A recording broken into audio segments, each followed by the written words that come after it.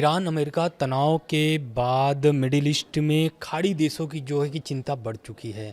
दरअसल इसलिए बढ़ चुकी है क्योंकि लोगों को डर ये है कि ये संघर्ष अब सिर्फ अमेरिका ईरान तक सीमित नहीं रहेगा, क्योंकि दूसरे देश पर भी ईरान जो है कि लगातार हमला कर रहा है और हमला अमेरिकी बेस पर कर रहा है, जहां पर खाड़ी देशों में अमेरिकी एयरबेस है। उसको लेकर के अब चिंता ये बढ़ गई है, क्योंकि जिस तरीके से ईरान लगातार खाड़ी देशों पर हमला कर रहा है, उसे देखते हुए ये अंदाज़ा लगाया जा रहा है कि जिस तरीके से ईरान हमला कर रहा है, आने वाले दिनों में ये तनाव और बढ़ सकता है। कारण इसका ये है क्योंकि आप देखे होंगे कि बीते दिनों सऊदी अरब भी जो है कि यमन पर हमला कर दिया था, और ये हमला सऊदी अरब ने बताया था, क्योंकि आपको भी पता है कि सऊदी अरब और यमन के बीच जो लड़ाई है वो इतिहास में पहले से दर्ज है और बीच बीच में इन दोनों की जो है कि लड़ाई चलती रहती है। लेकिन बीते दिनों आपको एक याद होगा, ईरान के गुलिस्तान प्रांत में एक पुल पर हमला हुआ था, रेलवे पुल पर हमला हुआ था, जो रूस और चीन को ईरान से जोड़ती है। इस हमले के बाद से चीन काफ़ी नाराज़ था। नाराज़ इसलिए था क्योंकि वहाँ से उनकी जो है कि व्यापार चलते थे, वहाँ से उनकी सामानों की आवाजाही हो रही थी, इस कारण से। लेकिन वहाँ पर जब अमेरिका ने टारगेट करना शुरू किया, यानी कि हमला शुरू किया, तब से चीन नाराज़ चल रहा था। लेकिन चीन को एक मौका चाह रहा था अमेरिका को पूरी दुनिया के सामने बेइज्जत करने का, और यही कारण था कि ये जो मौका था चीन ने तुरंत लपक लिया। या फिर हम ये कह लें कि चीन पर जिस तरीके से अमेरिका ने आरोप लगाया, उसका पलटवार करते हुए चीन ने अमेरिका पर बड़ा आरोप लगाया है।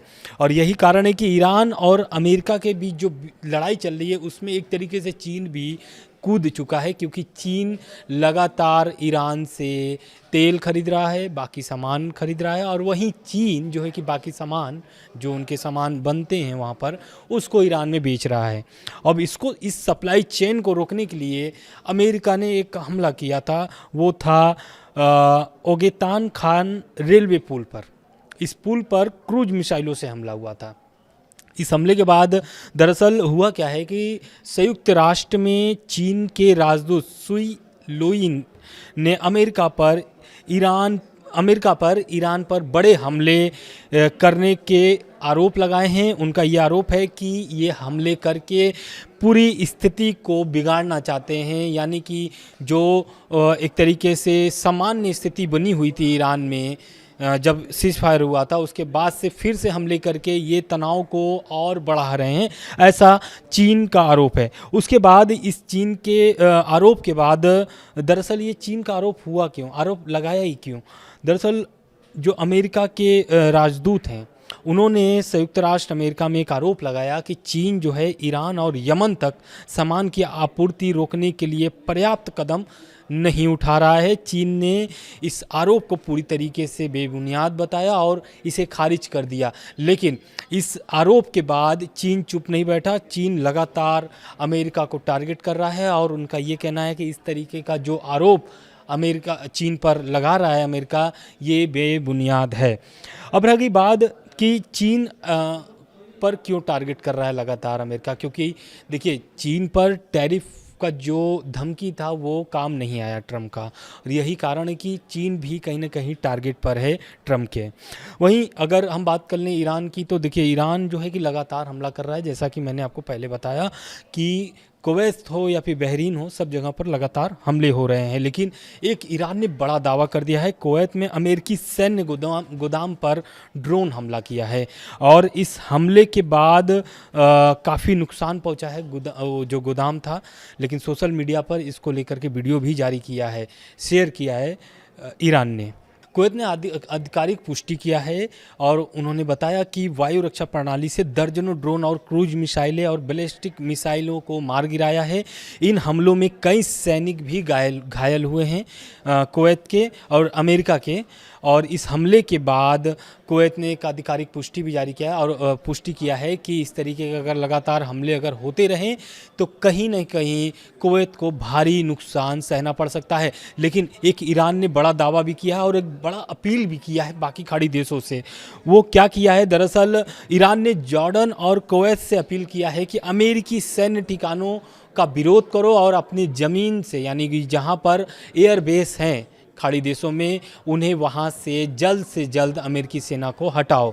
क्यों हटाओ? क्योंकि आईआरजीसी ने एक बयान जारी करके बोला है कि जॉर्डन और कुवैत के लोगों ने अमेरिकी सैन्य मौजूदगी के खिलाफ एक खड़े होने की अपील की है, मतलब खिलाफ होने की अपील की है। आईआरजीसी ने दावा किया है कि उसे जॉर्डन ने के आरजक एयरबेस पर एक और हमला किया है जिसमें अमेरिकी लड़ाकू विमान और ड्रोन सैटेलाइट निशाने पर थे। वहीं आईआरजीसी ने जॉर्डन के लोगों से कहा है कि वे अमेरिकी सेना को अपने देश से बाहर निकालें और अपनी ज़मीन का इस्तेमाल इस्लामिक देशों पर हमले के लिए न होने दें। संगठन ने लोगों से अमेरिकी सैन्य ठिकानों को निशाना बनाने की भी अपील की है। तो ये रह गई बात ईरान की खाड़ी देशों से अपील वाली।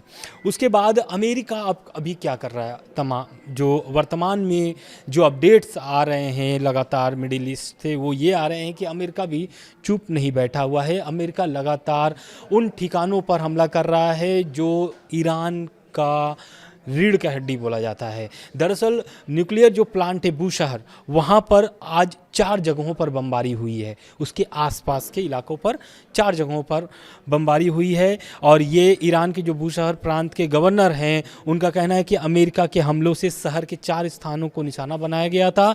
सरकारी समाचार एजेंसी ईरान के अनुसार मंगलवार सुबह हुए इन हमलों में किसी के हताहत होने की सूचना नहीं है। गवर्नर ने बताया कि सभी राहत और बचाव एजेंसियों को अलर्ट पर रखा गया है और फिलहाल शहर में स्थिति शांतिपूर्ण बनी हुई है। लेकिन लगातार अमेरिका बूशहर पर टारगेट कर रहा है क्योंकि आपको भी पता है कि वहाँ पर परमाणु प्लांट है ईरान का। वहीं ईरान ने भी एक बड़ा दावा किया है कि अमेरिका जो है कि अब गेहूं भंडार पर भी निशाना बना रहा है और उनके जो भंडार है उसको तबाह करना चाहता है। ऐसा ईरान की जो फार्स समाचार एजेंसी है उनका कहना है। उनके मुताबिक अमेरिका के हमले में ईरान के गेहूं भंडार पर निशाना बनाया गया है और प्रांत के उप गवर्नर ने बताया कि रात में हुए इस हमले में साइलों को नुकसान पहुंचाया है, लेकिन राहत की बात यह है कि किसी के हताहत होने की सूचना नहीं है। यानी हमला जो अमेरिका कर रहा है वो पूरी तरीके से प्रभावित नहीं कर पा रहा है जगहों को। वहीं 23 साल बाद इराक छोड़ने जा रहा है अमेरिकी सैनिक। ऐसा क्यों खबर सामने आ रहा है? दरअसल आपको भी पता है कि ईरान की पड़ोसी देश है इराक। वहाँ पर 23 साल बाद जो उनकी सैन्य मौजूदगी थी अमेरिका की, अब वो ख़त्म करना चाहते हैं। उस पर ट्रंप का भी बयान आ गया है। अमेरिका 30 सितंबर तक इराक से अपनी सेना पूरी तरीके से वापस बुला लेगा। यह फैसला 2003 में सद्दाम हुसैन के शासन को हटाने के लिए शुरू किया गया था, जो अब 23 साल बाद फिर से अमेरिकी सैनिक वहां से वापस आएंगे। वाशिंगटन में इराक प्रधानमंत्री अली अल जैदी के साथ बैठक के दौरान अमेरिकी राष्ट्रपति डोनाल्ड ट्रंप ने कहा कि अब हमें इराक में सैन्य मौजूदगी की ज़रूरत नहीं है। उन्होंने यह भी कहा कि अमेरिका का फोकस अब इराक के साथ आर्थिक और ऊर्जा क्षेत्र पर सहयोग देना है, सहयोग बढ़ाना है। इराक के प्रधानमंत्री ने भी कहा कि 30 सितंबर तक अमेरिकी सैनिक इराक से बाहर होंगे, लेकिन अमेरिकी कंपनियां इराक में काम करती रहेगी। तो ये रह गए अपडेट्स अमेरिका और ईरान से जुड़ी हुई। बाकी जो भी अपडेट आते रहेंगे लगातार हम पहुंचाते रहेंगे। धन्यवाद।